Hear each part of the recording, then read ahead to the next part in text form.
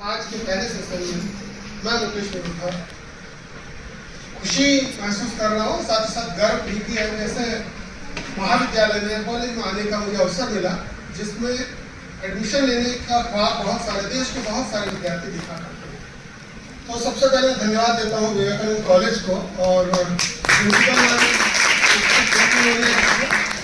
साथ ही साथ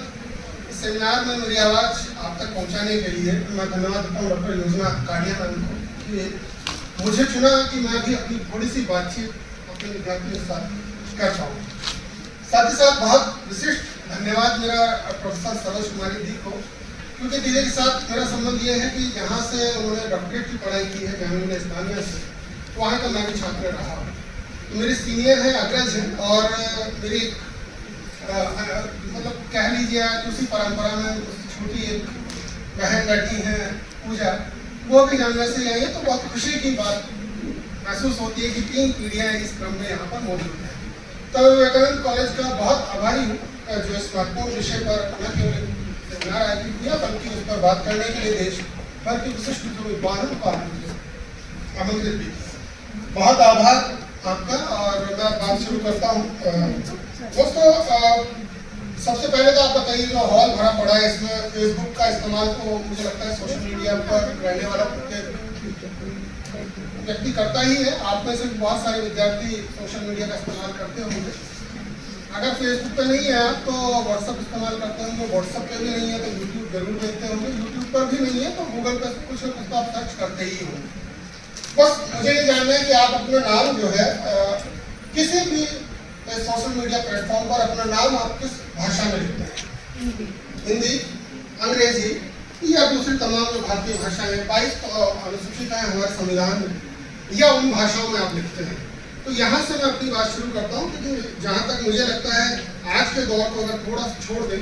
कोविड के बाद के दौर को, उससे पहले अंग्रेजी में ही ज़्यादातर लोग अपना नाम लिखा करते हैं। यहाँ तक कि जो हिंदी पढ़ाते हैं जो अध्यापक, वो भी अगर अभी साइन करवाएं आप लोग किसी से भी तो वो सब भी साइन अपने अंग्रेजी में ही करते हुए दिखाई देंगे, अंग्रेजी में ही नाम लिखते हुए दिखाई देंगे। तो ये वजह इसके पीछे ये थी कि एक तो देखिए जो सिस्टम है हमारा, उस सिस्टम में बैंकिंग व्यवस्था कह लीजिए या कहीं आपको आरक्षण ट्रेन का रिजर्वेशन करवाना है तो वहाँ वो व्यवस्था देख लीजिए, कहीं एडमिशन लेने की व्यवस्था देख लीजिए, तो कहीं पर भी किसी भी तंत्र में अगर आप जा रहे हैं तो वो पूरा का पूरा सिस्टम अंग्रेजी का बना हुआ था। उस अंग्रेजी के बने हुए सिस्टम की वजह से जब देश आज़ाद हुआ, हम संवैधानिक व्यवस्था में आए तो 2 भाषाओं को, हिंदी और अंग्रेजी को साथ में राजभाषा का दर्जा दिया गया और उसी के अनुरूप हमारी शिक्षा नीति भी बनाई गई। क्योंकि देश बहुत सारी भाषाओं का एक समुच्चय है, बहुत सारे राज्य यहाँ पर हैं, अलग अलग तरह के लोग निवास करते हैं, उनकी संस्कृति अलग है, उनका खान पान रहन सहन पहनावा अलग है। तो ऐसे विविधता में एकता वाले देश में भाषा का भी मसला आना संभव मतलब असंभावित था कि इतनी सारी भाषाएं आप कैसे केवल 2 भाषाओं को जो है राजभाषा का दर्जा दे सकते हैं। पर आज संविधान में धीरे धीरे ही सही लगभग 22 भाषाओं को फिर संविधान ने स्वीकृत किया, कहा कि 3 भाषाओं को भी आप राजभाषा के तौर पर पहचान उनको भी दे सकते हैं। और देश में हम देखते हैं कि भाषा का आजकल एक मसला खड़ा भी है। देश का जो गृह मंत्रालय है और उसकी जो नीतियाँ उन पर एक स्टेट जो है, राज्य जो है विरोध दर्ज कराता है कि नहीं, ये हिंदी को थोपने की जो नीति है वो हम हमारे स्टेट में नहीं चलने देंगे। तो बहुत सारी जो भाषा नीतियाँ थी उनको अगर हम देखें और जो इसको समझिए कि जो इस तरह के आयोग बने जिन्होंने भाषाओं को और शिक्षा को दोनों को देश में विश्वविद्यालयों में स्कूल एजुकेशन में इन सब में हम अपनी भाषा को किस तरह से प्रस्तुत करेंगे या एक फॉर्मूला क्या हो जिसमें कहीं कोई स्टेट में विरोध भी ना हो और आपस में जो लोग भाषा का न केवल उसको सहजता से स्वीकार कर ले बल्कि देश का एक भाषाई स्वरूप की जो एकात्मकता है वो भी बनी रहे। तो ऐसे में एक परिभाषा सूत्र निकाला गया कि 3 भाषाओं को हम लेकर चलते हैं और ये 86 और 92 2005 और अभी जो नई शिक्षा नीति आई है 2020 उसमें भी ये रखा गया कि हम परिभाषा सूत्र रखेंगे। 2 भाषाएं हमारी हिंदी अंग्रेजी और तीसरी भाषा स्वतंत्र है, स्टेट की हो सकती है। ज़्यादातर राज्यों में तो अंग्रेजी को रखा या कोई विदेशी भाषा के तौर पर बीच में सेंट्रल जो स्कूल थे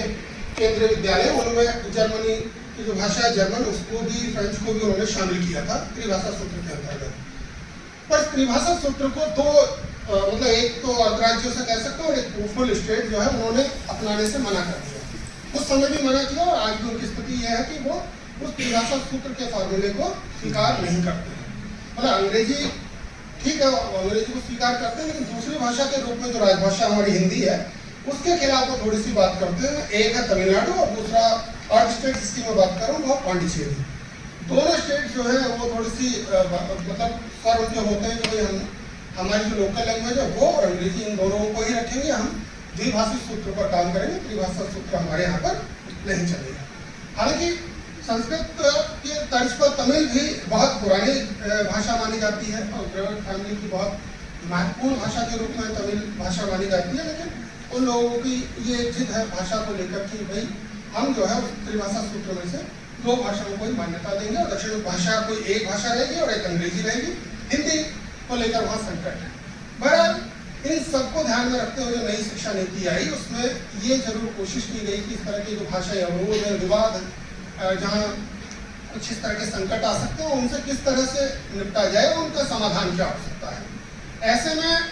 उनकी मदद करती है टेक्नोलॉजी, तकनीक उनकी मदद किस तरह से करती है उस पर आज थोड़ी सी बातचीत हम करेंगे। देखिए पहले तो इस कुछ उल्लेखनीय बिंदु भाषा के संदर्भ में NEP 2020 में जो रखे गए हैं उसमें एक तो था कि हम अपने बच्चों को प्राइमरी लेवल से लेकर हायर एजुकेशन तक उनकी जो मातृभाषा है उस पर शिक्षण देने की व्यवस्था करेंगे। पहला बहुत महत्वपूर्ण बिंदु है और अधिकतर भाषा चिंतन करने वाले लोग भी इस बिंदु को बहुत जोर शोर से उठाते हैं कि मातृभाषा में शिक्षण देने की व्यवस्था है, ये वाकई में बहुत महत्वपूर्ण स्थिति है। और शुरुआत में 5वीं क्लास से लेकर 8वीं तक और बाद में अगर बच्चे को थोड़ी परेशानी आती है तो उसी मातृभाषा में वो हायर एजुकेशन कर भी जाएगा। और 3 भाषाओं का त्रिभाषा सूत्र जिस पर अभी मैंने बात की, 3 भाषाएं होंगी, उनमें से 2 भारतीय भाषाएं होनी कंपलसरी है, यानी कि तीसरी भाषा संस्कृत के साथ विदेशी या लोकल स्थानीय जो भाषा उसको भी आप रख सकते हैं। इसके लिए